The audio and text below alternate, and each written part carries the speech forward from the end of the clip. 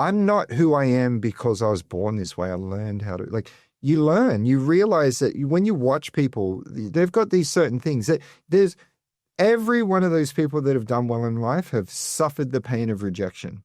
And every one of them had to learn how to overcome that pain. Every one of them. You don't get to that point without learning that.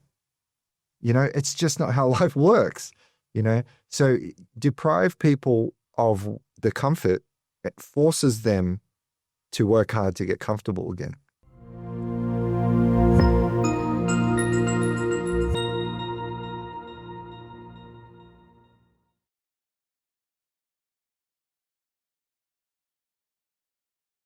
Hello and welcome to another episode of Rack the Brain. Today's episode is really special. We have someone whose story is something you cannot miss. So without wasting any more time, we'll straight away jump into introducing Shane. Shane is someone who has come from Navy. And while he was at Navy, he did some fantastic things that changed the course of his life. And I'm really glad to welcome Shane. Shane, thanks for your time. I know we have been talking about it for some time now, and here we are, finally. Yeah, it's good to be here, It was great catching up with you before the episode, got to know you and what your podcast is all about. So I'm really happy to be a part of it, yeah. And look, I think that's how it should be, right? I think we should know each other as individuals, what our thought processes are, and do we really align? Because that's when the podcast happens. Absolutely. Right. And the entrepreneur, well, how to make money, trying to educate people and show people how to do well in life. I think like more podcasts need to do this because it's tough out there, man. Like it's really, really challenging. Trying to get ahead is like trying to run through a brick wall. Everyone's trying to hold you back in life, but that's just part of the game. And I just thought it would be fun to join you on that. So it's interesting when you were introduced, obviously our friend introduced you and said, you should talk to this guy. He's a millionaire. And I was like, really? It's easy to say you're a millionaire, but what goes behind? What is the BTS story? I think that got me excited. Can we just start with your childhood? Let's start from the beginning. And I want to know more about, how it was and obviously growing up in different cultures. So can you? Yeah, so I was born in Australia. So have you heard of a town called Foster Tuncurry? It's like 3 hours north of Sydney. No. It's a small little coastal town. You've got to go there. Really? You know what? You need to take your family up there and visit Foster Tuncurry. Beautiful town. Not a town, though, with much opportunity. It's a small, when I was growing up, there's around 10,000 people. We didn't even have a McDonald's, actually, or anything like that. I remember when our town got a McDonald's. It was a big deal. So I'm from there. And growing up in a small town is good. Like it was a beautiful town to grow up in. But with small towns, you get also small minds. You really do. And I'm not, hey, Foster, I love you. I'm not putting anything down on my town. I love you. But if you want to get out there and do well in life, you need to go and I had to leave Foster. But before I left Foster, you see, I grew up around like a certain attitude. Okay. And so if you look at the world as I was growing up in the 90s, it's off the back of World War II. So my father was born in 1941 and my mother was born in 1947. Now my father, he's Australian. He's Aussie as can be. That whole, g'day, how are you, mate? It's good to see you. It's good that you're bloody back. Like, that's how he talks, right? And then you've got my mother, and she's Korean, okay? And she grew up, she was born in 1947, which was 3 years before the Korean War started. So my dad was born during World War II, World War II officially kicked off in December 1941 when the Japanese bombed Pearl Harbor. And then my mother's born and the Korean War kicks off just after 5 years after World War II ended. So they were born in a time of war.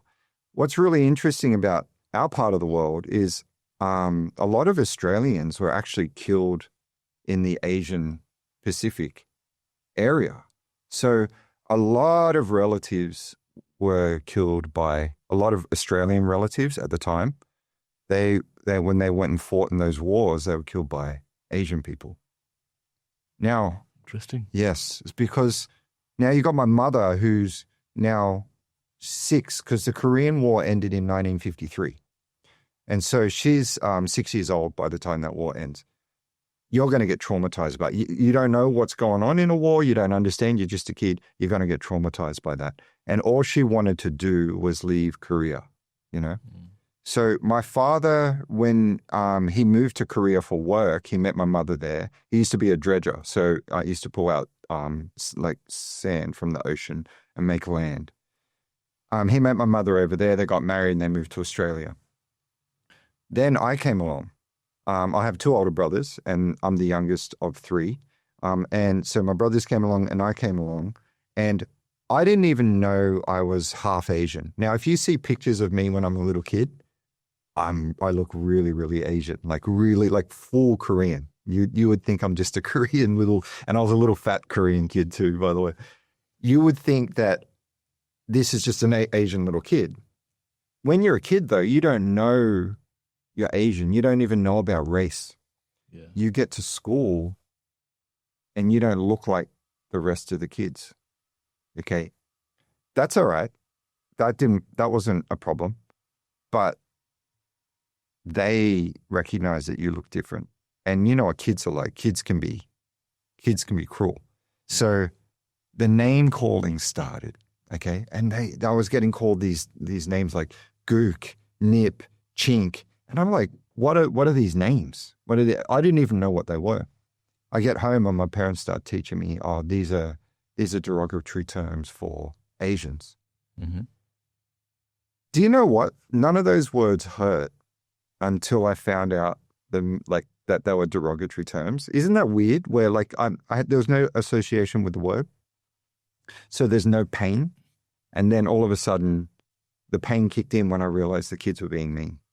Now, this is not a sob story. Every child goes through problems. We all get bullied, and we all have our moments in life. Mm. But to put it into context, a lot of Western people died during those wars because you had Vietnam after the Korean War, you had the Vietnam War. Mm. And then after that, you had the Afghanistan War, then the Iraq War. So from 1941 all the way till at least 1975, the West was at war with Asia. And when that sort of happens, it creates a hatred. That hatred gets passed on to another generation. And that generation is taught to then hate. And then from there, I think that's how all the racism and all the bullying happened in school. And I'm just trying to visualize. It almost brings a story, such a vivid memory of what could have transpired. But growing up, were you learning 2 languages in parallel? How was it like? Was your mother comfortable with English? Yeah, that's a good question. So I was speaking Korean when I was little, and then like my mother stopped speaking Korean to me and just focused on English. And so my Korean is really poor, okay? But it was the process of assimilation. And I wish I could speak Korean much better than I do now. But I understand what my mother was she was trying to teach me, no, you're Australian. It doesn't matter what your skin color is. It matters who you are. You're Australian. And so with that attitude, this is the really interesting twist. When people start to recognize your character, they start to see past your race. And Yes. And this is where at school I started to learn they don't even care about my race. It's just that people don't really care. And this is just my opinion, but people don't really, really deep down care about your race. Okay. They see that as the thing to attack. But once they recognize that you're a person of character, you can't help but to then start to like that person. And I think that's the Australian way. Because in Australian culture, we've got like a piss take culture We have a dig at each other and we go, oh, you're this or that and the other. And we watch how people react to that. And then if you respond positively to that, you start to get accepted. And I started to figure that out at school. So my perception of racism changed at a really young age, because even though I experienced racism, that all stopped once I started to own who I am. And then I got accepted into my peers groups. And from there, even in primary school, I was elected like prefect. It's this little, like, you know, I don't know if you had that. It's little, yeah. And then from there, I was like, wow, that's a classroom thing where, and I was like, oh wow, people in my classroom are electing me as prefect. That's cool. And then also on top of that, when I got to high school, I was elected vice captain. Now the racism, when I got to high school, the racism started, but I figured out, wait a minute, if you just show your character, you show you got a bit of grit, people start to accept you. Now, this is not a podcast about schools. This is a podcast about business. But you can see how those little lessons in life start to plant the seeds on what you sort of need to do well in business. It's realizing that it's not really about what people think. It's about what you have inside and trying to convey that to the world. Because if people can see your character, they're going to start to back you and support you. So I get through those school years and I learn those lessons. They're really, really important lessons. Okay. So I don't see the world as racism anymore. Like, I don't see that you can't really be racist. You can't hate an entire race, like with all your heart and just. I agree. Yeah. Do you see it a similar way? Yeah. So I think what impresses me is the fact that you used it to your advantage. You could have really got into depression thinking about, hey, I'm different. What do I do about it? That character, I have written this word, that character actually changed you because you chose to take it head on and let your mates know that this is who I am. You like me for what I'm not going to change because of you. And look, I think there could be many things that make us different. It could be our color, it could be our food. That is always going to stay. It has been forever. But what I learned from you today is the fact that people will, at some point of the time, they will realize what your character is. They will like you for that. Not everybody would like you, but then whoever likes you will like you because of what you are. Absolutely. And it is not easy to be a prefect and a vice captain from what you told me. Oh, yeah. Oh, relatively speaking, at the age, it's not probably, but. You are also, like everybody, you are a concoction of two different cultures. Same. Yep. You know, Korean culture and an Australian culture, and they both have their own beauties.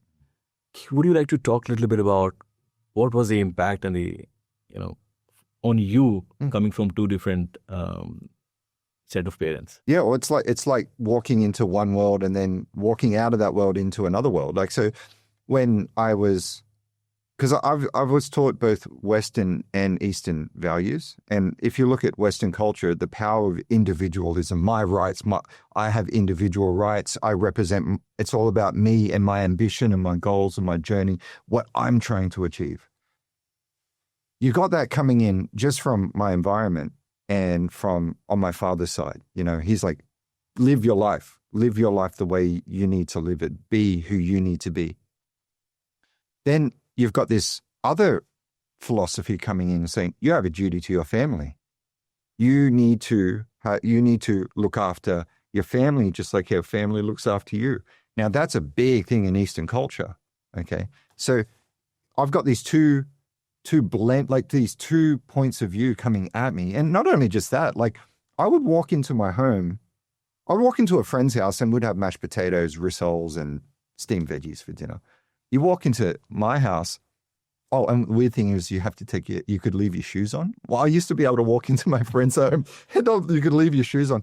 You come into our home, you got to take your shoes off. You got to take your shoes off. And when you sit down, you're having seaweed soup, kimchi, japchae, gochujang. You're having bulgogi. You're having all sorts of these Korean dishes, you know? And like, my friends are like, kimchi? What's kimchi? that's like and yeah, you should see they were pulling. We're talking about 14, 15-year-old kids here that have never even tried anything else, and I'm watching them try the food that I grew up on. And hearing what my mother was instilling in me was, you need to look after the family. Okay. On top of that, this is what my mother instilled. This is on the Korean side.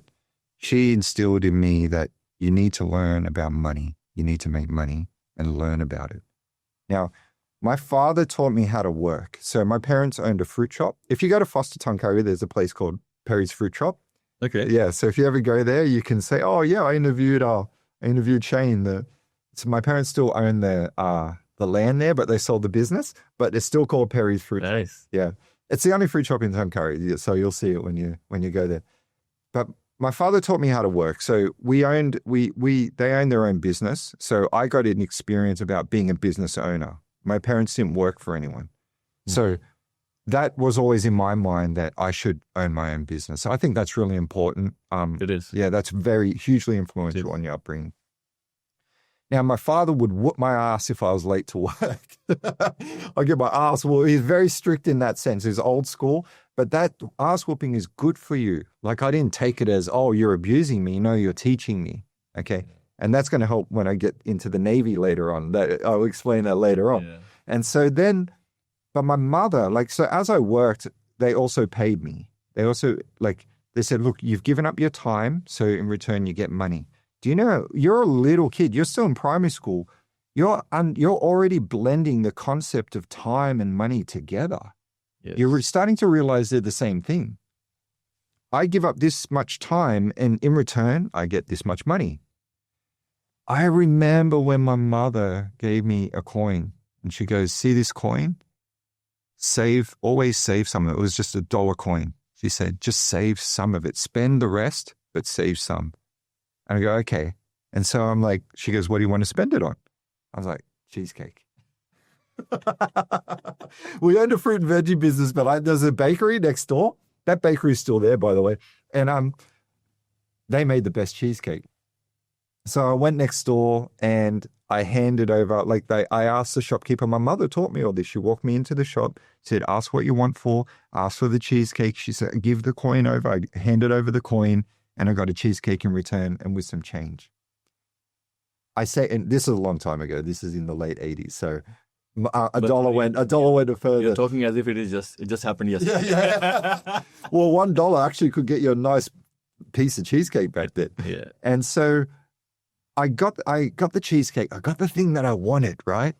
And I had some change, and my mother taught me to save that. So I saved that change. Okay. And I got the thing that I wanted. She instilled in me and my father how to work, not just how to study at school, right? How to work.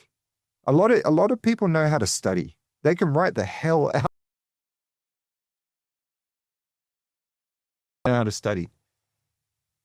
But do they know how to work? That's a very, very different skill set. My parents taught me how to work and also how to spend my money. So spend a little bit, save a little bit. I've been doing that since I was a little kid. And that influence on me, it put me, just that moment, put me decades ahead of my friends. Decades ahead. Because as I'm working, as a little kid, I'm handling money. So imagine what you're like by the time you get to 18. All your other friends are getting their jobs for their first time. You've been working for 8 years, maybe even longer. You've been handling money. It's nothing new to you by the time you get to 18. And you've got savings. You've got savings on top of that as well. So I ended up saving the money, and I kept doing that process, right? I'd go to school, come back, work in the fruit shop after school, buy my cheesecake, and save some money. By the time I'm maybe 14, 15, I had $2,000 saved. And my parents said, hey, why don't you think about putting some of that into the stock market? No ways. Yeah. At that age? At that age. Wow. At that age. So now, and my parents aren't educated. They didn't even finish high school, you know? How did this financial literacy then come to them? Well, you talk as if they've been dealing in the stocks and other stuff for a long time. No. This is something they had to learn the hard way, because they suffered the pain of poverty. And when you suffer the pain of poverty, you value money. You value it. And it's so hard to make. And we all know this. We all know money's hard to make. You got to bust your ass. You got to work really hard to make money. They suffered the pain of poverty. Then she instilled those values into me. My father instilled the power of work. My mother instilled the value of $1. And from there, I just did what they told me. You're a kid. You believe, when you're little, right? Parents are gods. You're going to believe everything that they say. When they suffered through that, their pain became my knowledge. From there, I saved my money.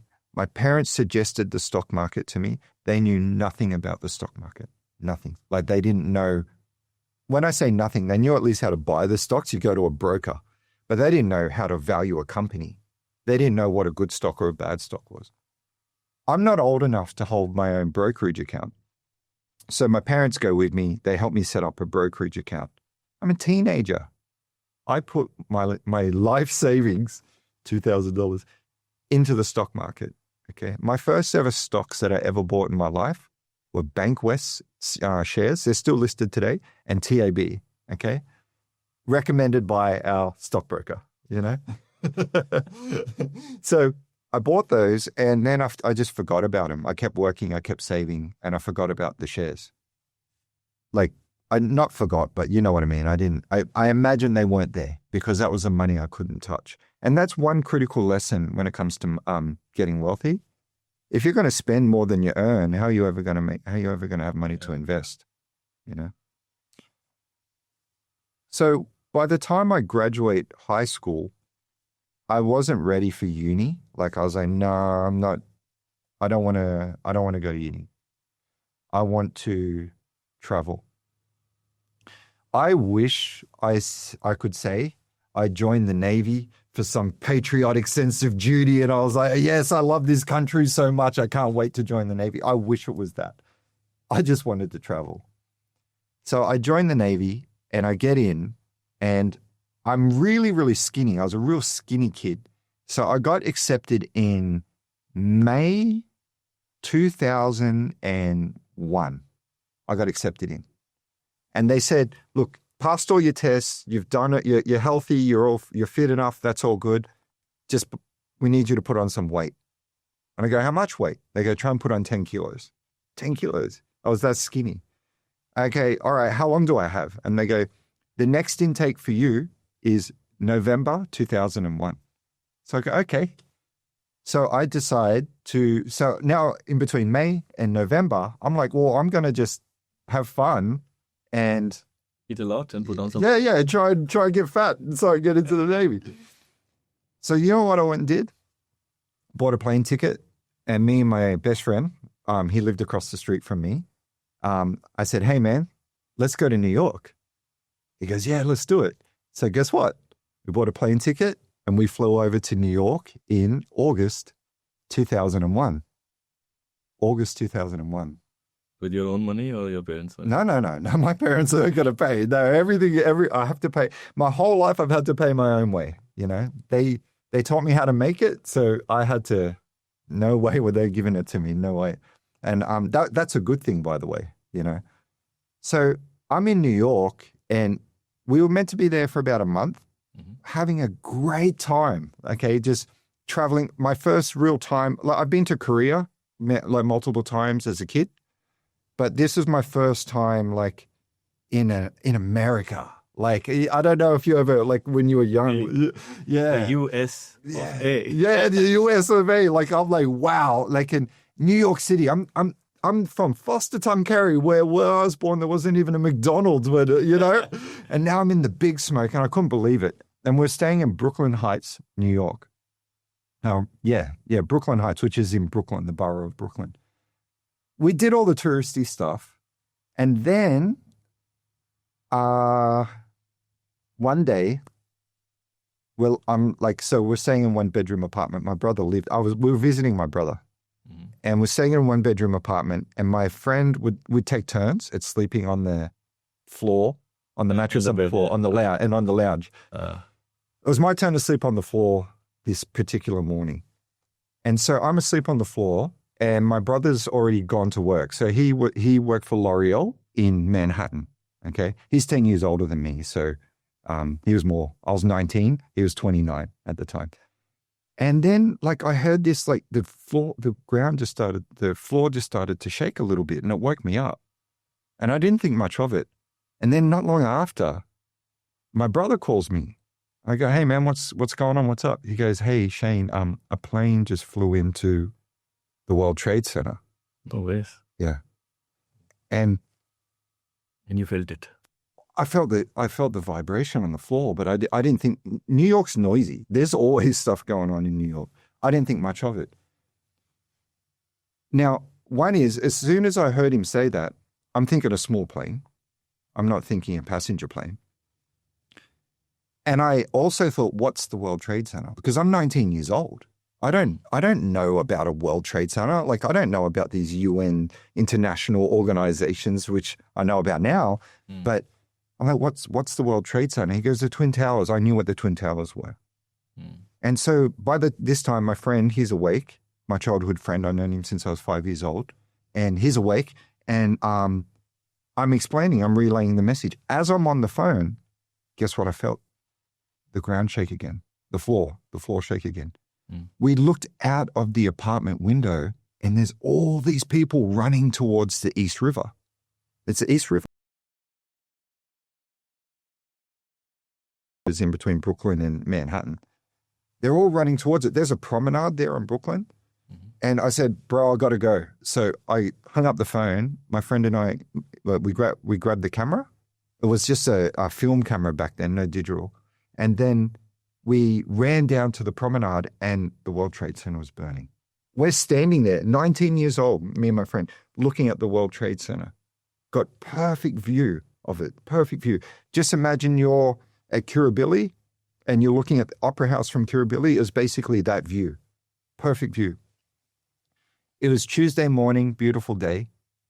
Then, after being there for a while, I remember sitting down for 1 second on the park bench. The whole promenade was full of people. For 1 second, I sat down on the promenade, on the park bench, and then my friend just jumped up. He goes, oh no! And he freaked out, and I looked up, and the first tower started to fall.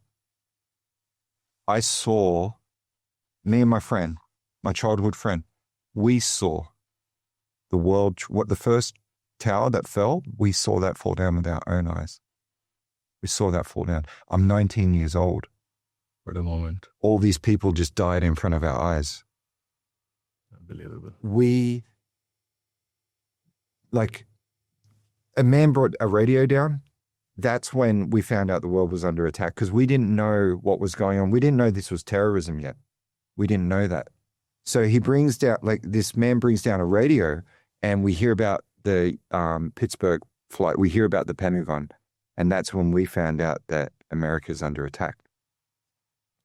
If you look at satellite images of where the ash and all the smoke was going, it actually goes right over Brooklyn. And if you look at satellite images, and you might even able to bring them up on your podcast, you'll see exactly, because that's all that ash rained down on us. So we got forced back into our homes. I didn't get to see the second one fall, thank God I didn't, because I didn't even want it. It's it's traumatizing. And so the second one fell down, but we only heard about it on the radio. We're listening on the radio. This is 2 months before I'm supposed to join the Navy. So it also happened 2 days before we were supposed to leave New York. So this happened on a Tuesday. We were supposed to fly out on a Thursday, fly it back to Australia. We got stuck. We got stuck in New York. Airports closed and airports not allowed to fly out. All flights were grounded. And then that creates a big backlog. And so to clear that backlog, we had to wait over a week, almost 2 weeks. Now this is the first real traumatizing experience I've had in my life. When you see something like that, you instantly value life. Instantly. Because you know catastrophes can happen. and it could happen to you at any day. So what do you think that does to a young man? It makes him, or the way I interpreted that is I've got to live my life. So when I got back to Australia, I get back to my small town in Foster. My friend, he was living in Sydney at the time. So he'd moved out of Foster. And everyone's saying, don't join the Navy. There's going to be a war. And I had a talk with my parents about it. My mother encouraged me to still go ahead with it, start something, finish it. I went, okay. So It must be hard, but yeah. I was. Well, I'm unsure. Like, especially when you have witnessed this event. Mhm. And the question I wanted to ask on that was, do you sometimes still dream about it? Do you still have those? Not anymore. Used to. But this is not a memory you can forget easily, isn't it? It just stays with you for a really long time. Clear as day. I can see it all right now, as clear as day. And it's when you think about the lives that were lost, because when you go, oh, there's people in there, that's the part that sticks with you. Yes. A building can fall down. We can rebuild. Families were destroyed. Yes. That.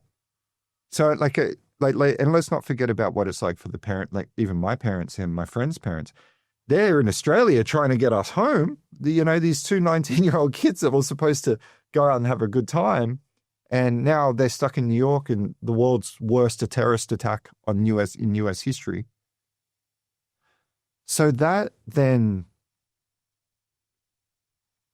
you don't know you're traumatized though at the time.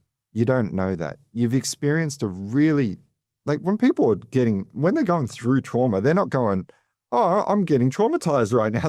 That's not how the brain works. Yeah. The brain's just doing whatever it thinks it needs to do to survive. All I needed to do is get out of there. But then there was the question of, do I join the Navy or not? Now, I wanted to travel, and my parents wanted me to join the Navy just so I would stay out of trouble. Like just go do something with your life. So I went and did it anyway, and I joined. And I go through recruit school, and then I go through what's called category school. And I made a bunch of new friends. I think joining the military is great because you get this sense of camaraderie with your mates. It's really cool. And I've always liked that. And so I made a bunch of new friends. And then next thing you know, we're experiencing the Navy for the first time. And then I get put on a ship, and then I go out to sea. I get seasick. I see all these countries. And long story short, I became a Navy boy. Yeah. And then from there, you realize it's like high school all over again. So you get reminded that you're Asian. Oh, really? Yeah. There as well. Yeah. Oh, So of course. And so it's like, okay, I conquered this sort of like the impression I make on people in Foster. I wonder if I can do it again in the Navy. Straight up, you own it, you walk into it, you don't use it as a reason to get hurt or whatever. Next thing you know, people accept you. That's a real test case there, because all right, that's my small town, that's my hometown. Foster did that, and then I was embraced by that town. Join the Navy, do the same thing, you're embraced. And I went, this is part of human nature. That's a really cool thing to learn, because when you realize that, no one can stop you. It doesn't matter what you want to do with your life. You just have to show someone you've got the brains and the balls to see it through. Yes. And you'll get support. Help me understand. See, you're on land. Yeah. And then now a significant part of your life is going to be on ship. Yes. What does that first initial days look like to you? And you were like, did I make the right decision? And Oh, yeah. Well, I really felt like I made the wrong decision because I got seasick. Like bad. That's one thing people don't realize. Yeah. And I don't know if you had been to cruise before you went on a ship. Never. Yeah, but so those initial days, and you were basically confined to almost like an island. You had nowhere to go. What did you do to keep up to your own quest for, I can see you are really hungry for knowledge and you want to do something with your life. How did Navy change you there, and what did you do with your life there? Okay, so there was one small thing that happened in 2002 that then really took me to the next level. So I decided to, because remember those shares that I bought? Yes. I decided it's time for me to sell them. And so I do my tax return, and then I asked my accountant to help me contact a broker because I didn't know how to do it. And they sold the shares and I made a profit.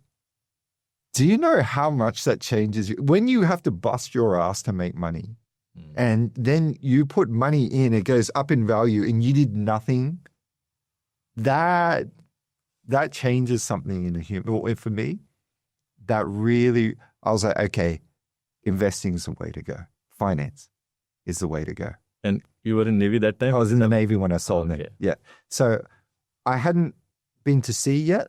So I sold my shares before my first stint. We call it a stint when you go to sea. I hadn't been to sea yet. So I sold my first, my shares, made a profit. That lit a fire in me. I was like, okay, I'm going to work and save and invest, work, save and invest.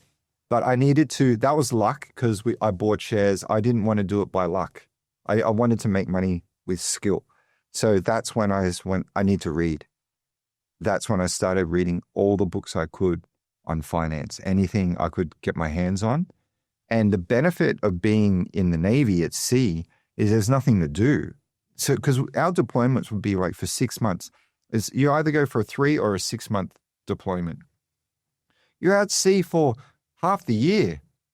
All you can do is work out. Everyone gets really fit because there's no alcohol. There is alcohol, but you don't want to, like, you can have 2 beers, but you don't want to drink at sea, trust me. And so I just worked out and read books. And I didn't really like being at sea. I love being in the Navy. I love hanging out with all the boys. But I didn't like being away from my friends. People in the military make huge sacrifices. It's like, not easy. It's not easy. You're away from family and then you're committed to yourself for whatever time, 3 months, 6 months on the ship. Yeah. It's hard. It is. And what happens is everyone goes on with their life and you come back and it's like your life was frozen and everyone's moved on. You're catching up with all your friends and everything's changed. And yeah, it's a very lonely sort of experience when you get back on land. But I used the time wisely when I was at sea. So I just worked and then got fit and then I read books. And we're in the age of information. You can learn anything you want right now. You don't need to go to uni. You can just get a computer and learn and read. Like, there's nothing stopping us. All you need is a computer and internet. Yeah. You could learn as much as you want. And I was never a fan of reading. I never enjoyed it until I found what I wanted to read. And then you couldn't stop me from reading. Isn't that weird? Hey, so some people out there might think, oh, books aren't their thing. Wait until you find something that you want to read. Yes. Yeah. So from there, the biggest influence on me early on, like a lot of people my age at that time was, this is 20 years ago, Warren Buffett. I heard about this guy, Warren Buffett. And the first time I've ever heard about him was in 1998. Mm-hmm. I think he was the richest man in the world at one point. And I think around 1998, he hit that milestone for the first time. He overtook Bill Gates. And I didn't really know how, I just remember hearing about him. I didn't know how he did it. And then I started reading books on how he did it and went, wow, he did it through the stock market. I just made money on the stock market. I went, okay, this is the man I need to emulate. So I read as much on his style. He taught me how to value a company. He taught me how to look at investments like a business. That's so important. So if you're going to invest in MasterCard or Visa or NVIDIA or McDonald's, it doesn't matter. You're not just buying shares, you're buying part of a business. And is that business overall, do you think that business is going to do well in time? How do you figure that out? Well, you need to be investing in companies where people actually want their product or service and that it's also scalable and it's also difficult to compete with. These are like fundamental lessons that I started to absorb. And then from there, as I'm reading, I learned how to then invest in the markets. And I was like, okay, I'll buy this stock. I'll buy that stock. Getting like really safe, really conservative. So I'd save my money, invest in the markets, save money, invest in the markets. Did that for a long time. And then in 2008, I got called up to go to Baghdad, which was really weird because I was in New York when the wars, that sort of kicked off the wars in the Middle East. Now I'm getting called up to say, hey, Shane, we're going to send you over with the Army boys, not the Navy boys, with the Army boys into Baghdad. I go, okay, like, let's do it. I'm 26. I'm around 26 at this time. So I was still young and dumb enough to say yes. And so I went over. So I got sent to Townsville for training. And then it was tactical training. And then I got 2 or 3 weeks leave. And then they sent me to Kuwait. I landed in Kuwait. There was some type of processing going on there. All the Afghanistan contingent, I said goodbye to the Afghanistan contingent. There was a Kuwait contingent there that I was trained with as well. They stayed in Kuwait. And then I got sent with me and the guys that had to go to Baghdad, to Iraq. We got sent there. So we all separated in that point. This is a long story short, sorry. And what was like going there? Was there like you had expected that it's going to be comfortable, or you knew what's coming your way? I didn't know what to expect. But when we got onto the plane, and then it's flying into Baghdad like this. It's like a Australian Air Force plane. It's tactical flying. And I'm, why do they do that? And they go, oh, just in case someone's shooting at us, we're a hard target to hit. We go, okay, because we're flying into a war zone. So we get into Baghdad, and then they put us up in one of these a massive palace. Like it's a beautiful, beautiful building. And I'm like, and there's water around. It's like a big resort. And I'm like, what is this? They go, oh, this used to be one of Saddam's old, I don't know, like resorts or something. And so we got put up in this beautiful area. So we weren't roughing it by any note. Like, so we're there in Baghdad. And on the very first night, I woke up in the middle of the night and I didn't know where I was. Because I'm walking around, I went, oh, that's right. I'm in the Middle East. And so I went back to bed, and then, we got attacked. We got attacked a lot the first 3 months. So this is in February 2008. The first 3 months, there was a lot of, they fought, like Camp Liberty, they had like 100,000 US soldiers, like a city. There's McDonald's there, there's Subway there. Like the Americans just took over that place. It's crazy. Wasn't it surprising you don't have McDonald's in your place, but you see it in Baghdad, right? Yeah. That's so wild. But there was just the logistical effort. Because I was in logistics in the Navy. That was my role, was logistics. Just the mammoth effort just to get all that into that area. And then I'm interacting with the Americans. They were great. They really loved the Australians because we served with them in every war since World War II. So there's a real tight bond between Aussies and US when it comes to military service. And so we're there, and I'm getting used to that area. But when we're getting attacked, that was the second experience of trauma, because I wasn't by no means on the front line or anything like that. Those boys really put themselves into danger. But they'd lob like rockets over the wall, and they get close, and they do hit people. There's so many people there. Actually, people do die, So you could just be walking to work, and people were walking to work, and they get hit and they die.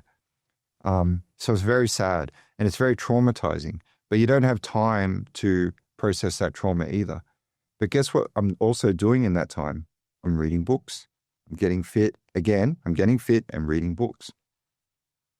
Do you remember what happened in 2008 in the financial markets?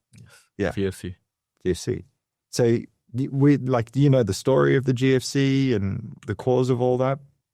And Yes, a little, yeah. kind of, but I would love to hear from you as well. What are your views on that? And again, so before we move to that, Yeah. I had a question while you were describing all that. I was like, what were those lessons learned while you were in Navy and while you were posted there? Mm-hmm. You saw something that an average person doesn't get to see. But every experience changes you. What you witnessed in US, what you witnessed while you were on the ship, what you witnessed while you were in Iraq. All this builds you. That character word you use is so powerful. That is constantly shaping you because you're seeing that side of the world which is almost not shown in the true picture and nobody talks about it too much. But you are seeing it, hands-on experience. What else did it build in you? Well, why I got good at, so I'm an options trader now. I'm like, it's a very advanced style of investing. I've gotten that far with it, and we'll get into that later. But what the military is really, really good for is discipline.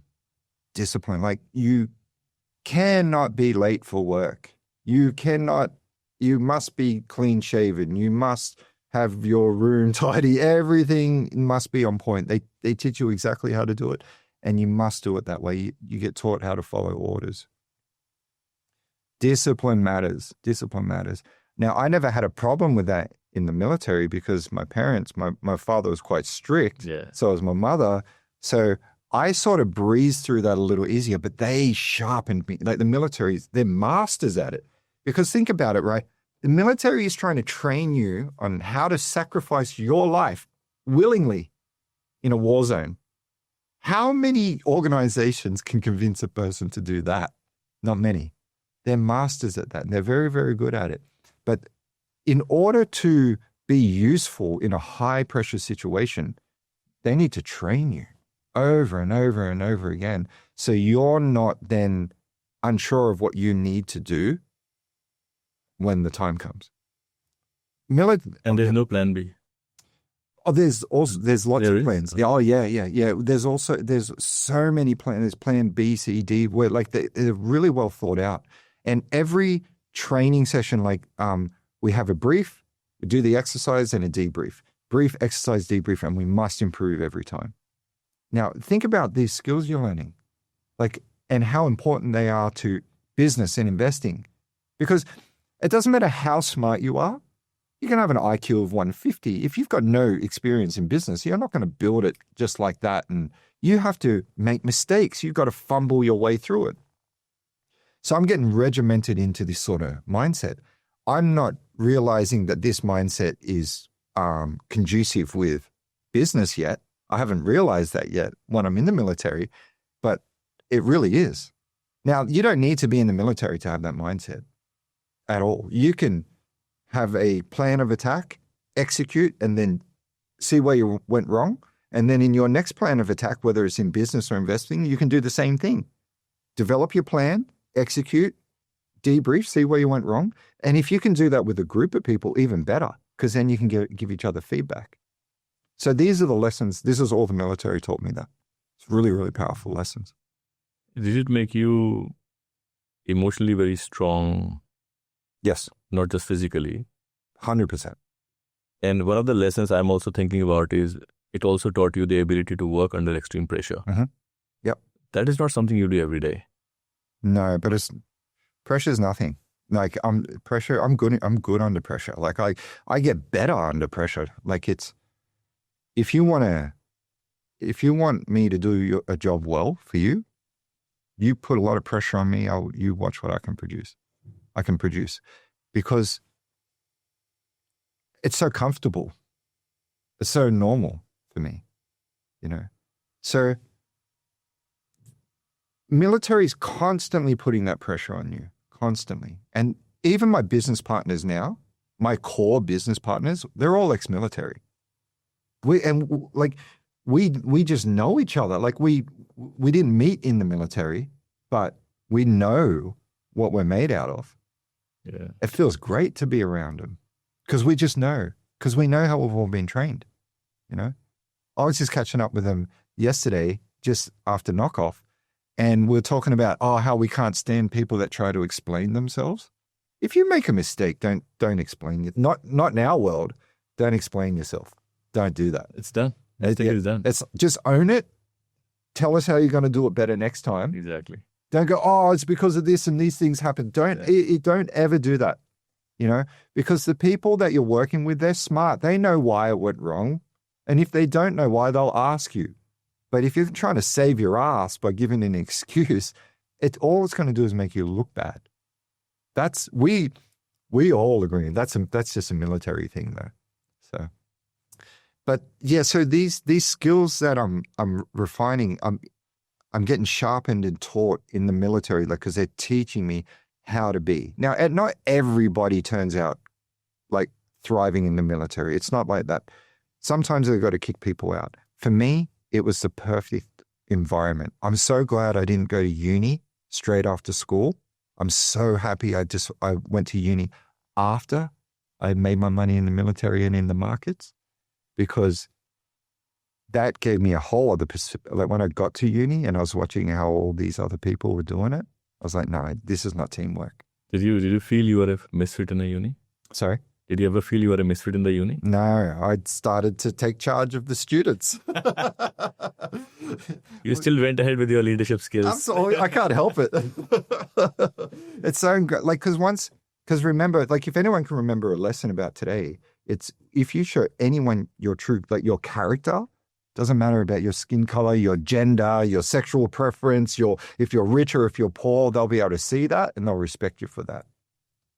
That is so important, And this fascinating story of coming from the background you are, and then being in Navy. So there are essentially two sets of skills that we're building in parallel. Yes. Because how many ex-Navy guys really think about money the way you do, right? They weren't thinking about it. So fascinating. Coming back to our discussion around GFC, what happened in 2008 and what is your perception on that? So, you know about the 1929 crash, right? Yes. Yeah. So you have the Roaring '20s, and it's total speculation going on in the markets. Prices get overheated. This is a very, very, very crude version of what happens. Prices are overheated. People pull out of the markets. Everyone loses their money. The US pull their money from Europe because Europe was getting rebuilt from World War One. So they pulled all their money. That was the mistake, but they pulled all their money from Germany. Germany then went under. That kicked off a global depression because the world just lost confidence in the economy. That was bad because then once the depression kicked in, then Hitler gets into power. And then once Hitler gets into power, we all know what happens in World War II. So that was a mistake that people in 2008 understood. Now, we all know, or probably most of your audience might know, that the banks put a lot of bad loans out there. Now, remember, I'm this kid from Foster. I knew nothing. I start reading books on how to invest, and then all of a sudden I can start to understand this stuff. So don't tell me you need a university education to be good at this. You don't. You need to be willing to learn. And so subprime mortgage crisis is happening. A lot of bad loans, can't pay them back to the banks. The banks get caught in that debt, and they let Lehman Brothers collapse, which shouldn't have happened. It was a mistake, but they let it happen. And a lot of those loans are insured. So some of the biggest insurance companies in the world, they got like AIG, they got caught in it too. So long story short, one of the biggest investment banks in the world collapses, credit tightens up, and that turns into a global financial crisis where the entire the monetary system almost collapsed on itself. This is happening. What's unusual about 2008, even though it was extremely stressful and the markets were tanking, relatively speaking, it was quite a slow drawdown compared to, say, 1987 or even 2020. 2020 was rapid when we went into lockdown. And if you see the S&P drop in 2020, it was rapid. 2008, it was a slow drawdown. I'm in Baghdad as it's happening. So I'm not really in touch but I'm still trying to keep up to date with my knowledge. But I was saving my money. So, because it's tax-free dollars, by the way. If you serve in a war zone, if you serve your country in Australia and you serve in a war zone, you actually get paid tax-free dollars. So I'm earning all these tax-free dollars and it's danger pay. You get paid really, really well. So I've got all this money now. I happen to have all this money. 2008 happens. And one of Warren Buffett's sort of investment sort of philosophies or mantras, whatever you want to call it, is when there's blood on the streets, invest. So be greedy when other people are being fearful, and be fearful when other investors are being greedy. So from a macro point of view, I just knew I had to buy in because the markets were down. So I just went to a financial planner and said, hey, put me into a managed fund where it's listed stocks in the ASX 200. And they did that. I got into a fund and market recovered. I made a lot of money. So that market recovered for me.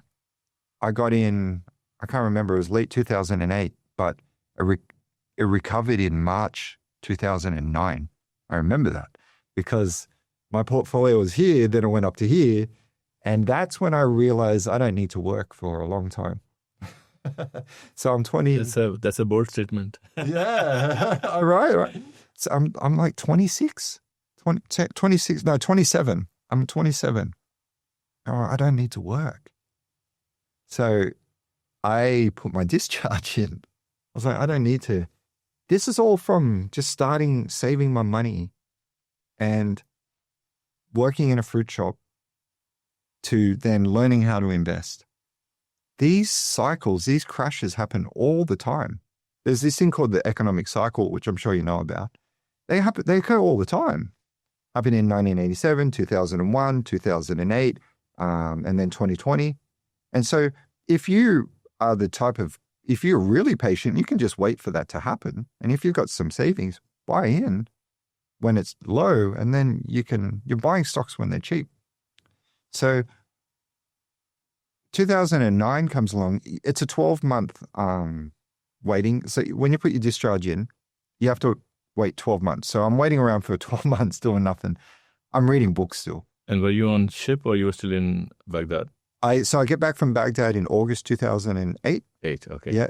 I do one more stint out at sea. I can't believe they sent me back to sea again. That was so wild. I just came back from Baghdad. Then they sent me out to sea for 3 months in early 2009. And then I put my discharge in, and I'm out of the Navy in January 2010. So I joined September 2001, just after September 11. And then I got out just after my stint in Baghdad in 2010. And I just bought a car and a surfboard and some camping gear because I didn't need to work. Enjoy some. And I enjoy it, yeah. And so I got sick of finance. I was reading so much about money. I got a little bit sick of it, reading about it all the time. So I started to read about, I always liked philosophy as well, so I started to read Plato, Aristotle, went to Nietzsche, went to Dostoevsky's the best, in my opinion. Sorry to interrupt, but is it why you said, I don't want to talk about money in the initial days? Yeah. I was because everyone, I get bombed a lot with financial questions because I used to be a financial planner, but we'll get to that. So I'm like, I'm sick of talking about money. But I'm sick of talking to people about just wanting to get rich without having the real substance behind why they should get rich, because getting rich has got really nothing to do with money. It's got more to do with character, So from there, did that answer your question, by the way? Or? Well, it does. I mean, interestingly, we all meet so many people. But yeah. Looks like a lot of them just want to figure out ways to make extra money and keep adding it. But the question is, first of all, what that number looks like. What is a lot of money in the eyes of people? That's one. And the second thing is, what you do with that is also important, which I believe should go beyond the materialistic aggrandizement of, expensive car or a house. So I think the definition is still blurry. The true definition of what money is. Mm. My way of looking at money is that it brings you freedom and responsibility. Oh, yeah. That's a good way of looking at it. I don't know if it brings you freedom though. When I say freedom, I'm talking about your ability to make choices without the pressure of, making money and making the basic ends meet, because the basic ends are met.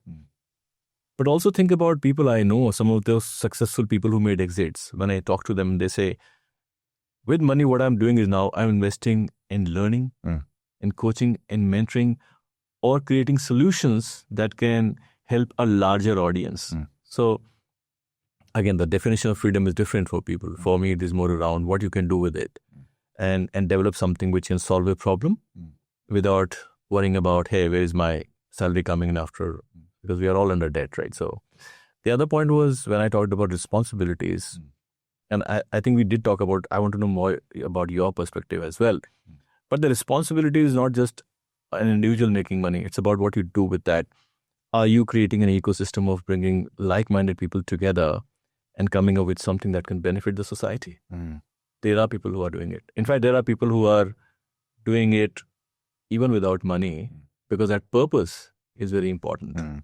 Absolutely. Well, if you need to be solving problems, like right. So financial independence is the worst phrase anyone's, financial, there's no such thing. Like maybe there's some tribes in the Amazon that are financially independent, but financial independence is not a thing. Even if they've got billions of dollars, they're depending on that money.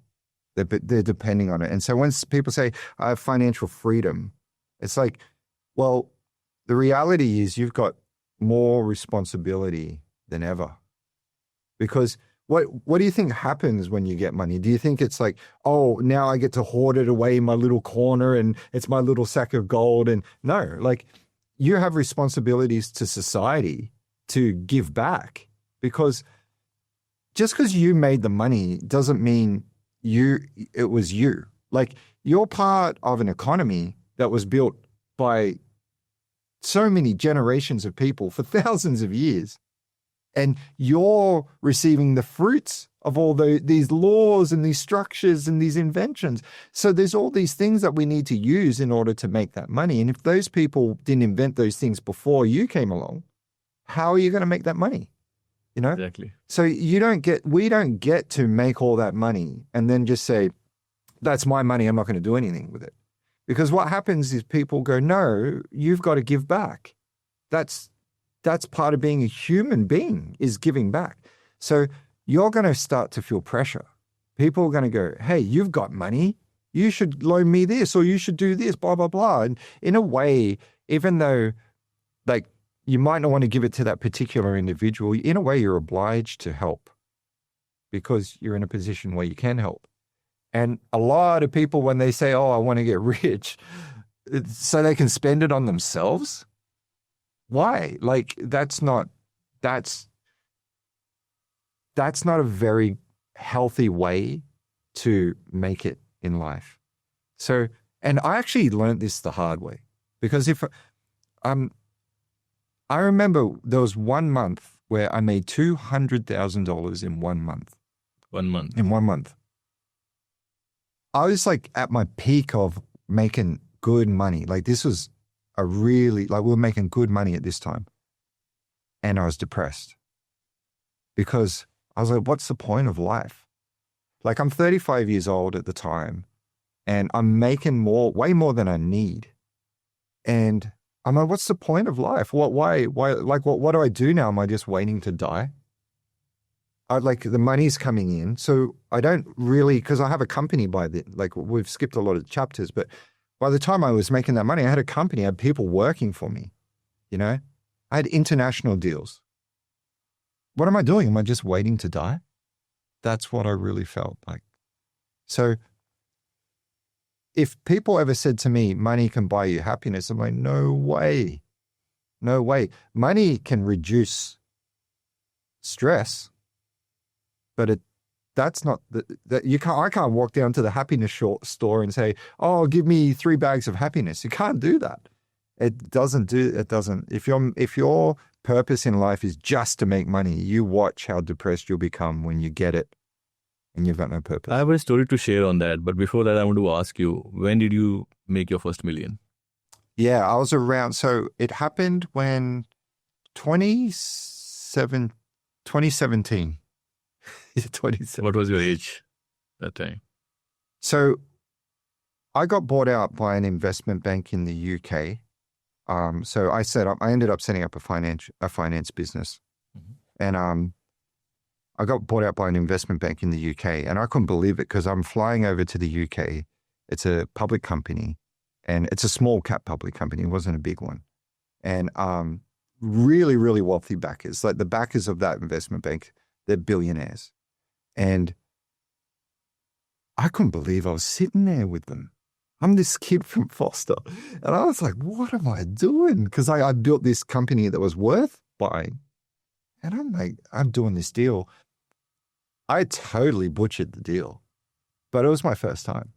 You know, like I was not ready for that level of business where I'm dealing with people that are seasoned investment bankers that know how to run public companies that have got billions of dollars in backing, and they've got this network, and they're way smarter than I am, way smarter, got way more experience.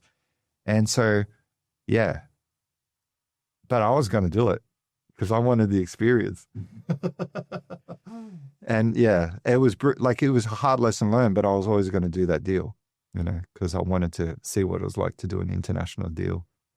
So yeah, by then, so I was, 35. 35. Yeah, 35. And then you said you went into depression. Yes. Yeah. Reminds me of a story of someone I know. Yeah. His father became a millionaire at the age of 29. Mm-hmm. My first reaction was, wow, that's amazing. Mm. What happened next? He said, you wouldn't believe, he went into depression, and he's into depression till date. Oh, no. He have lots of money. Yeah. I said, why so? Yeah. Nobody told me that money can lead to, we talk about happiness, right? Mm. Nobody tells me that money could lead to depression. And he was like, and you are the second person, by the way. He said, because all his friends were working, they had something laid out for the day. They would start a day, do something, achieve, and talk about it. But he had nothing to talk about. Yeah, he got nothing to do, no purpose. And till date, he's the same. Oh, he hasn't figured this part out. He just keeps on trying something or other. He keeps on trying new hobbies, but that left him so traumatized, if I have to use the term. Yeah. He's still dealing with it. And then I asked him, why do you work then? Because I don't want to be like my father, who doesn't know what to do with life because I have so much money. So I learned this the hard way, because there's no real school for this, right? There's sort of two phases to wealth, right? There's getting the wealth, which is actually the easy part, and it's actually the fun part. Then there's keeping the wealth. You are in the world, everyone's gone for the underdog. The guy that hasn't made it and he's trying his best, and you get a lot of resistance, of course, but then you've made it. And you may have made it at 29, which is too young. It's too young to make that. You do not want to get that wealthy at 29. You're too young. Yeah, I thought 35 was too young. But like, this is just a bit of wisdom now, you know, with hindsight. People stop looking at you as a human being, because it's like all of a sudden you're someone that they can get something from. And so you start to develop this suspicion of people. It's like, why are you talking to me? Like, why do you want to know me? You know, is it for my money or is it for who I am? Guarantee it's not for who I am.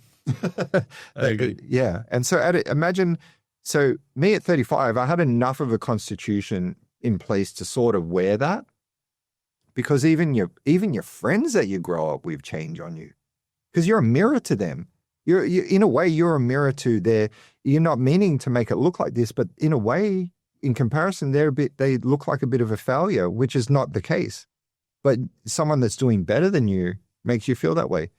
So no, even your friends sometimes don't want to be around that. But then there's all these new people that come in, and you don't know whether they're there because they want to know you, or because they want to use you. And deep down, we all know it's the second, it's the latter.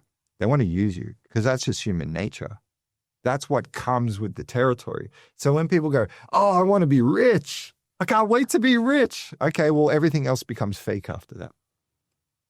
So you want to hope you have real people in your life, because if you don't have real people in your life by the time you get rich, you're going to have nothing but fake people.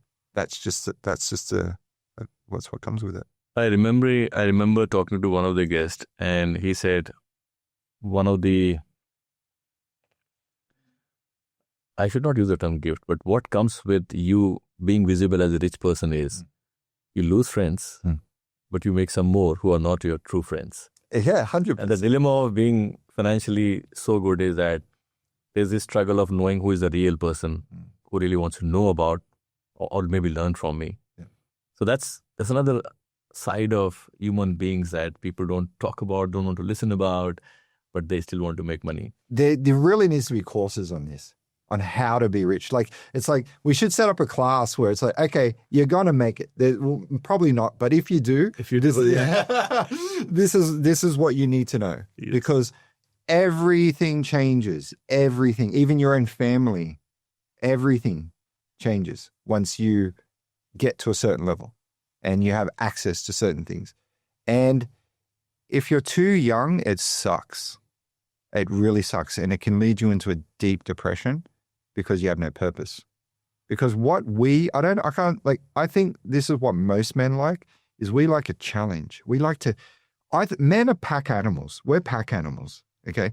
Women aren't, but men are. Why? And this is the way I see it, is we used to have to hunt for the wildebeest, and that was dangerous. We needed to feed our tribe.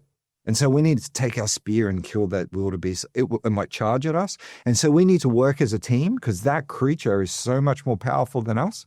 And so we've got to take it down together. So we developed as men, we developed how to work in teams, and then we bring that wildebeest back to the tribe and we're the heroes. And that's what gave men the endorphins. Now, the wildebeest in the modern age is money, We've got to bring home the money, and then bring that back to the family. And then if you're taking care of your loved ones, and this is where you get real purpose, you're genuinely taking care of your loved ones with what you're doing, you feel great. You feel like a man. And if they respect you for that, then you've got good people around you. And that's what I had to learn how to do the second time around. So because I lost my wealth, I lost it all when COVID hit. I took a $5.2 million hit and gone. I was about to come to that. Yeah. Look, we are talking about making money and all the time there is always some good things happening. But I was about to ask you, what happened after that?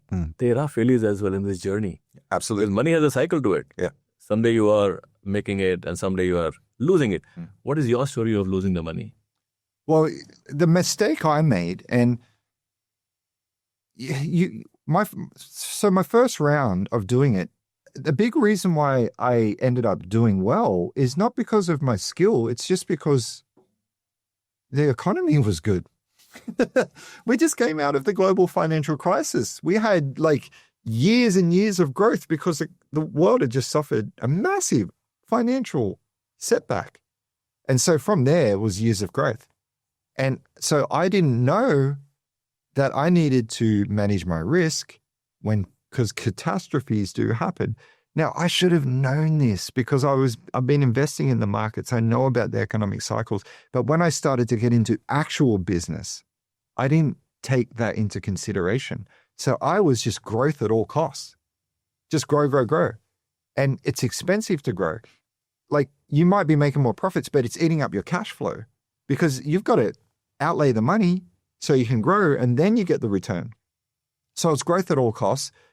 Then this thing called coronavirus comes to play and there's whispers about it. And I'm like, I heard about it for the first time in January 2020. And one of my investors said, hey, have you heard about this? I go, oh, don't worry about it. I remember saying that in January 2020. That type of arrogance is not healthy. And then we're in lockdown. My clients go under, which take my money with it because I'm a finance business, take my money with it. And then we eventually limped along for a couple of years and went under too. Lost everything.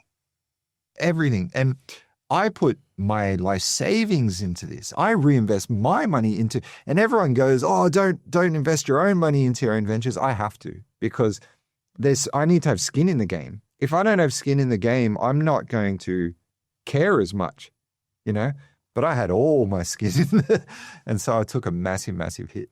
Yeah. I'll ask a question after that, but coming back to this incident, how did you cope up with that? What was your immediate reaction when you realized, almost all money is gone? Yeah. That also needs a very strong character to deal with it. Yeah. So so this is a different type of pressure, because now everyone that was your friends, they disappear. They're all gone. You thought they were friends, but they're not. That's not their fault. That's my fault. Because they never wrote on a card saying, hey, Shane, we're officially friends, and that's a friend card. No, that was my head, my mind, my perception thinking that we were friends. Okay, that was my mistake, not theirs. So they all disappear, and then you get a whole bunch of people because people suffer, investors suffered. So then you get a lot of people worried, stressed, you've got to deal with that pain as well. And then the marriage breakdown. So it's not, when things go wrong, like when you're going through a catastrophe, it's not one thing going wrong, it's all things going wrong at once. It all comes down like a deck of cards. It does. And that was my mistake, because I didn't put in risk measures. Things go wrong. Things go wrong all the time. When you're building a company, you need to have those in place. I know it sounds so like people.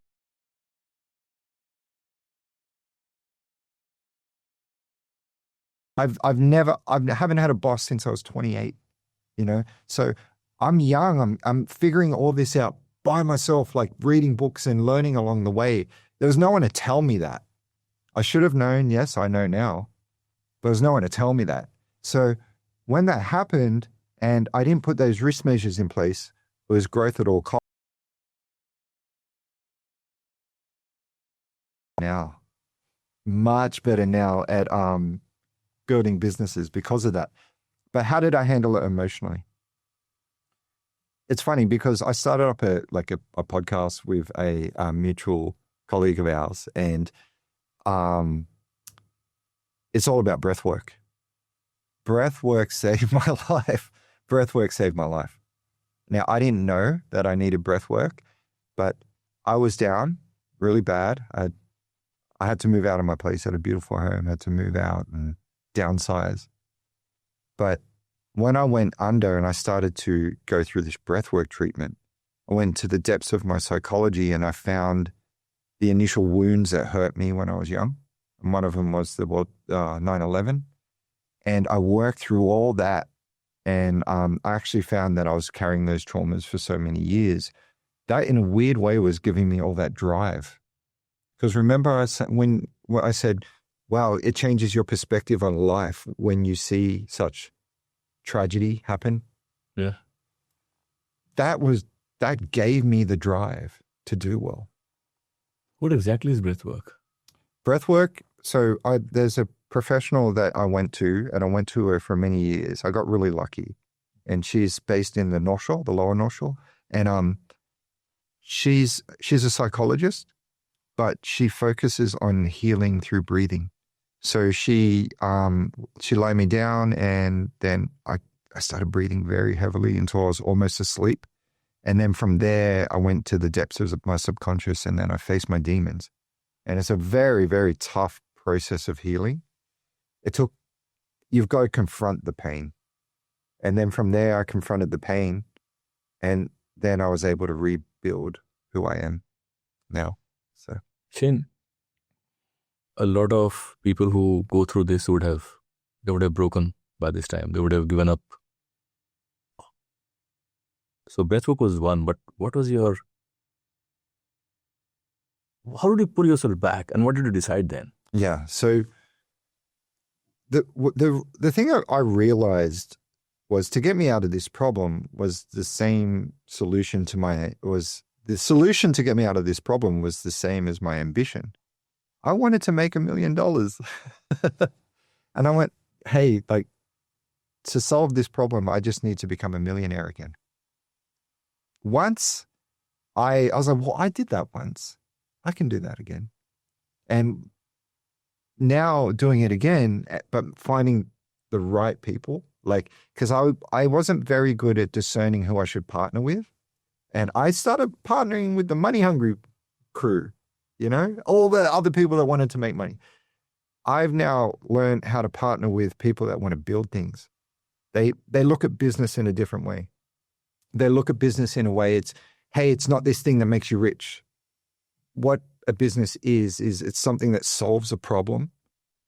Well, more importantly, it solves a reoccurring problem in a sustainable way.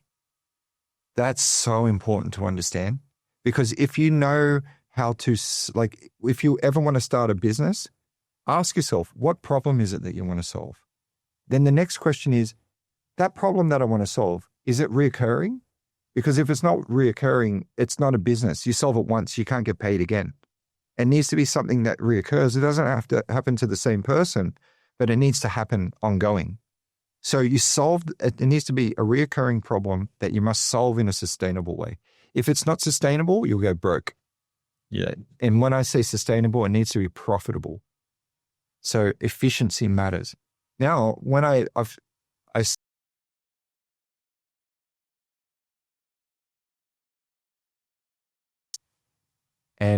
that's a much better way to rebuild.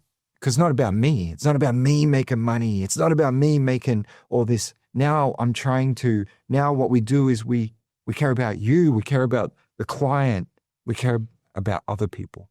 This could be a separate podcast just around finding the right people. Oh, yeah. You should be lucky to find good partners. My last guest, I asked him what is one of the reasons why you are successful. His company has been running for 25 years. And these guys came up with a platform which every telecom company still uses, one number porting. What was his description of why they are still going? Because he got the right partners. Yes. You can't do it alone. You need partners with complementary skills. But more than anything, you need partners who trust each other. Yes. Yes, that's such great advice. It really is. Because if my partners backed me during that time instead of backstabbed me, I shouldn't say they backstabbed me. That's not fair. We all thought the world was going to end. There was a period there when we all thought we were going to die from COVID. Yes, everybody's going to die. Yeah. Yeah. So look, I retract that. That's not fair. But what went wrong is we all thought about ourselves. We all thought about ourselves in that moment. And that's what caused it to collapse. The biggest lesson in failure is learning you got to rebuild it with the right people. You got to build these things with the right people. And that's what I have now. Yeah.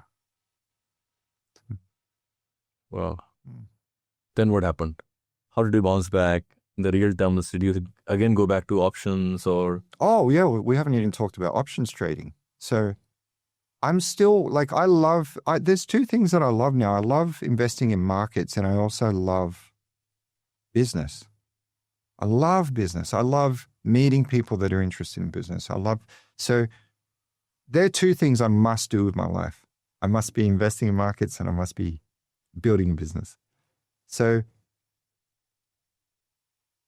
options trading also, from a professional point of view, that saved me because I was able to, that's a skill that I have that you cannot take away from me. Can't take it away. Like very few people can do it at the level that I can do it. And so what is options trading? Options are like they're basically insurance for equities. So the type of options that I trade. Okay. So I used to just buy the stock outright. Just say I liked a stock. It doesn't matter what stock. Just say it's, I don't know, like Berkshire Hathaway. Just say I like that stock. I used to just buy it outright. But what you can do is you can sort of buy that stock. If it's not at the price you like, you can sort of sell an option on it at the price you like. And you sell that option on it. And then if it goes into the money, like so if the stock price goes past the strike price or the agreed price, you get assigned that stock. So you're not technically buying an option, you're selling an option, you're selling a contract. And so you get assigned that stock. And I started to realize, well, why don't I just do that? Instead of buying it at where it's a little bit high, start selling options on it at the price that I like. And then I really got into the technicalities of options trading. And then I found a mentor. And that person spent 2 years just really, really coaching me up on that too. And then I mastered that. I mastered options trading. So now it's a skill that I have for life that I can just do myself. And it's always something that I have to fall back on. And I love it. I was trading options this morning. I trade options. I'm on the markets every morning. So I trade US markets. So it's Saturday right now. And I was up Saturday morning. What time did you wake up and start doing it? At 3 a.m. Yeah. But I'm used to it. I'm used to waking up in the middle of the night. Is it the love for the money or it's a passion to... It's not the money. It's the puzzle. It's a puzzle. Like in a way, I wish I could bring up a chart for you because it's like you're playing a video game, but it's with numbers. You're just staring at numbers, but those numbers it's like a code, like it's so much fun. And then when you find the gem, you get rewarded with real money. So yeah, it's really, really cool. So I just have a huge passion for that. Yeah. So Shane, are you, if I'm not wrong, you're also trying to pass on this knowledge to, I don't know, youngsters or through some app as well. I want to know more around how you are creating this ecosystem of learning with your knowledge. Yeah, well, I have an app. It's called Arden League. And you could just go to the App Store and just type in Arden League and download the app. But it's ARDEN? Yes. And then League. Yeah, and then League, yes. And the thing is, it's really just for it was a fun little project that me and my business partners built together. But we really like it. Like we play. I actually won today's comp. It's not fair because I'm good at it, but one of the comps ended today and I won it. So, and my mates are a bit annoyed because I keep beating everyone, but there's real prize money in it too. So if it does grow into a phenomenon, there's real prize money to be won. There's up to $100,000 in prize money that can be won if you win, but you have to beat me. You have to beat me in Arden League though. So which is not easy to do, but if you can beat me at options trading, then you have real potential. So the whole app is designed for people to just practice learning the concepts and then practicing what it's like to trade and see how good they are. What is the age group? What age group can start playing that game? Apple approved it for 4 and up, but I think it's good for people around 10 and up. 10 years and above? Yeah. Wow. Yeah. So, and you can download it too and I'll teach you how to play. Yeah, I remember the other day I saw that the t-shirt you were wearing. I'm like, then I went on and had a look at the website. Sounds really interesting. Oh, okay. Yeah. And you're almost like the Monopoly, but digital, right? It's just an options trading competition. And if you make better trades than all the other people you're competing with, you win a trophy. Yeah. And this is what the concept of gamification is. Can you make learning exciting, engaging using games as a medium? That's the way I like to learn because I actually see business as a game. I see it as a game. You do? Yeah. Like I used to see it as a way to just make money, but money's like a scorecard. Like I know it sounds weird, but at a certain point, you're just playing a game with people. There's rules, and as long as you play by the rules, you can sort of win the game. And so once you sort of figure out that, it becomes quite fun. Yeah. Shane, of all the stories you have shared with me, what is it that is so profound that you want to share with the audience? And look, my audience is largely the youngsters and obviously their parents. The youngsters who want to do something with their life, there's a constant ask around, what can I do? I need some guidance. Is there any story that you want to share which these youngsters can keep in mind and get inspired by that story or that incident? Well, we have my friends or my business partners and I, we have a philosophy. It's guide, provide, protect. Okay. So if you're a young man and you want to see yourself as a man, this is how we sort of see if a person's a man or not from our point of view. Are they guiding their loved ones? Are they providing for their loved ones? And are they protecting their loved ones? Now, in order to guide, provide, protect, in order to guide anybody, you need to sort of have knowledge. You need to have knowledge and experience. So get that up. Get your knowledge and experience up. In order to provide for people, you need to be resourceful. You need to learn how to bring in money so you can look after everybody. And if you want to protect, you need to learn how to be strong mentally, not necessarily physically, but mentally strong. So you need to go out there and do hard things, get hurt, pull yourself back up, and then try again. You keep doing that over and over again, you'll start to become the type of person that other people can depend on. There is nothing more fulfilling than that. Is living out your role is what we perceive in our group to be a good, healthy man, So we've just broken it down to that.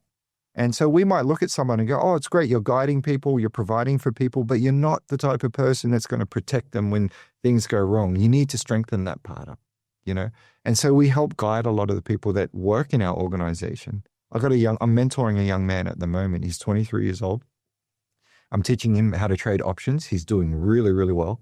And so he's now getting the provide part down pat. Okay. And as I'm teaching him how to trade options, I'm giving him the knowledge in business and in investments that can help him guide other people. And then from there, I'm going to work on the protection. He needs to go through some hard times yet. You only can really get mentally strong by putting yourself into difficult things. So I think if you can sort of live with that philosophy, you'll be surprised how emotionally healthy you'll become. Yeah. I have two examples of coming to the point of providing. Yeah. I think it's a tremendous opportunity for you to create ecosystem for youngsters. I know you're mentoring a young boy.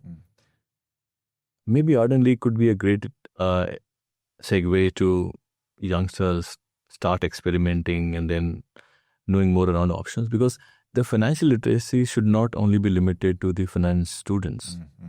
Unfortunately, schools, I'm not sure if they are doing justice, but these are the kind of education around money, around the instruments. It should start really early because it can't be left to you at a later point in life when you are struggling and trying to figure out how do I make additional money.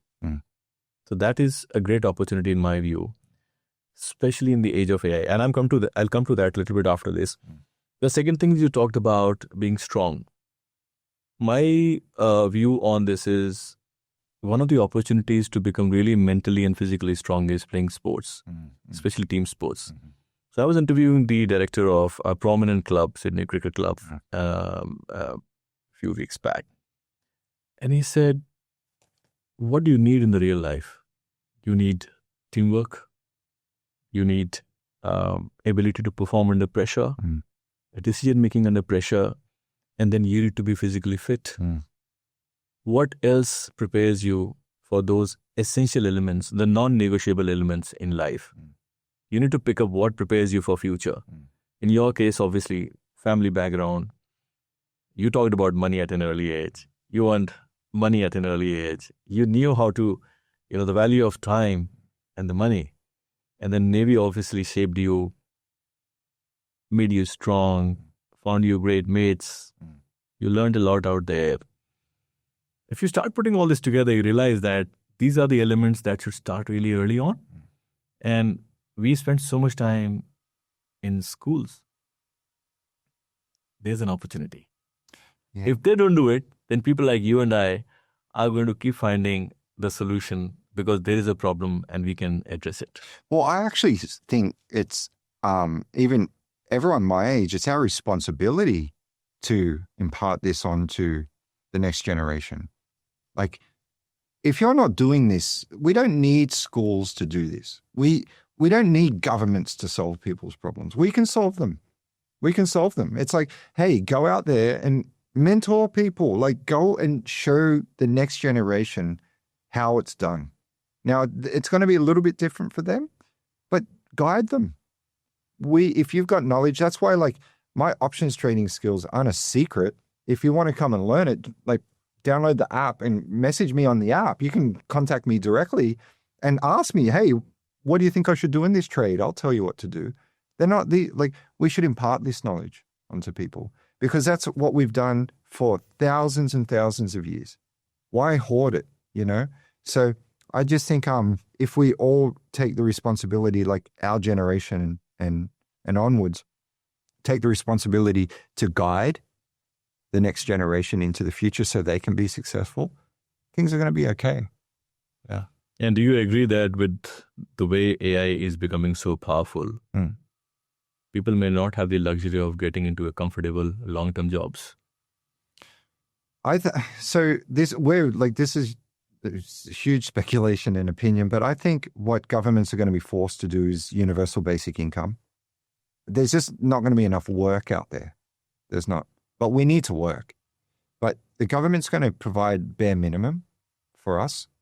And then let's take our lives back. Like, let's be human, because the 9 to 5 work week wasn't like, that was something that was created like 100 years ago by Henry Ford. And it's not really something that we've been doing for thousands of years. So I think we just need to learn how to be more human again, get back to earth. And I don't know, like I'm not an expert on this area at all, but I see that I think AI is going to give us our life back, give us our time back to pursue the things that we're really interested in. But you need to be curious, don't you think? Like, if you want to pursue something that you're interested in, like you're a curious person, you know, you want to go and do, you don't want to do the 9 to 5. You want to pursue the things that really inspire you to be more, right? I think everybody has that in them if they look deep within. Yeah. Everybody has it. Yeah. But the circumstances decide what they want to do at that point of time. Yeah. So one of the advantages of me growing up in Indian culture was that, and I belong to a family of academic. Now that environment at family teaches you that while you need to be focusing on your academic achievements, but it also keeps you humble because you read so much, you realize that there's so much more to be learned. So that humility juxtaposed with your academic performances or achievements, I think that was a great concoction, personally, in my view. Now, why it matters is because that hunger is not just about reading books or the knowledge. When you start building those habits, they reflect in your work as well. What do I mean by that? If you're in a job, when you're given a task, how will you do it when no one is watching and no one is keeping an eye on you or micromanaging? What defines you as a person? Well, because I've been my own boss since I was 28, there's no hiding for me. I have to do it all. Like I had, like, you know what I mean? I can't even remember what it's like to have a boss. It's been that long, you know? So for me, everything needs to be done right and needs to be but I put myself in that position where I have to do it right. Otherwise it won't work. You dramatically increase your chances of success when you don't have anything to fall back on. And you don't end up blaming anyone. You can't. But yourself. You can't blame anyone. Yeah. There's no one to blame. It's like, if I have to give an analogy, how it's mandatory in some countries to serve in army or navy for 2 years. Yes. What that does is that it changes the mindset of that country over a period of time. I sometimes feel, should it be mandatory for people to get into, let's say, sales or be an entrepreneur for 2 years? Let's do something where there's an opportunity to build something, do it. There is some financial backing by some VCs or some angel investors. But that experiment, maybe most businesses might fail. But the 10-20% who survive could actually lay down a path for a right mindset or maybe grow into a bigger business. So there has to be some ecosystem. It's about the ecosystem that people like you and I can create without asking the government or the schools to get into this. But there has to be a certain element of pushing or exposing that side of life which people don't want to, because once they have enough, they're comfortable doing what they have always done.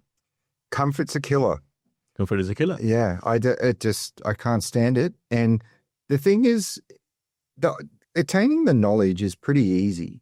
It's the rejection after rejection, and that really, really hurts at the beginning. And getting up, and I used to cold call people. I couldn't find investors. I said, hey, will you invest? Shut up, go away. I didn't know what to do. But eventually I figured it out. But it hurts. It really hurts. But the thing is, what I realized is like, wait, this is happening to everybody. And the thing that's happening to me is not happening to me. It happens. This is your rite of passage. This is the world saying, hey, do you really want this thing? Okay, go through this pain.